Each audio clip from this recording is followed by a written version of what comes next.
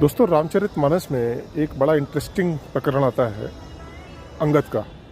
जब वो रावण की सभा में अपना पैर जमा देते हैं और कहते हैं कि तुम्हारी सभा में कोई भी वीर अगर मेरा पैर हटा देगा तो मैं वचन देता हूँ कि प्रभु श्री राम माता सीता को हार कर लौट जाएंगे। ये सबने सुना होगा।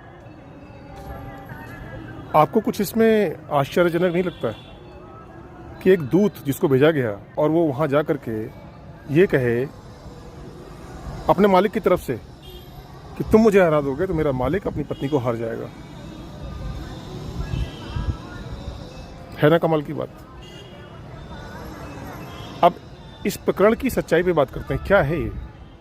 सदियों से, सैकड़ों सालों से, लगभग 1550 के आसपास में, 1600 के आसपास में तुलसीदास जी हुए अकबर के टाइम में, और जब उन्होंने रामचरितमानस लिखी, और उसके बाद अब तक ये चीज़ हम सब पढ़ते चले जा रहे हैं। और ये घर घर में बिल्कुल मन में बैठ गया कि अंगद ने पैर जमाया था वहाँ पर और ऐसा ऐसा हुआ था।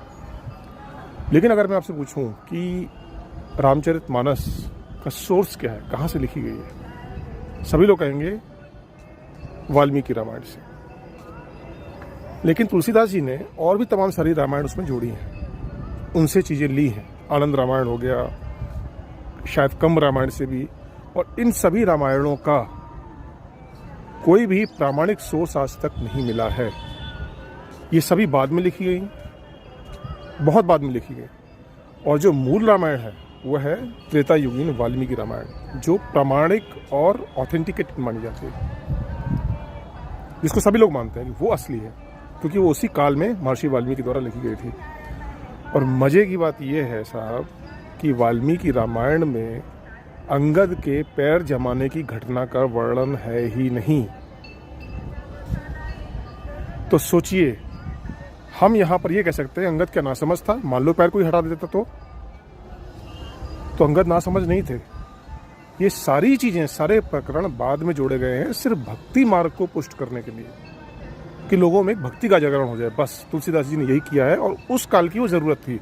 लेकिन अब हम इतने बुद्धिजीवी हो चुके हैं कि कम से कम हमें सही चीज़ पता तो होनी चाहिए।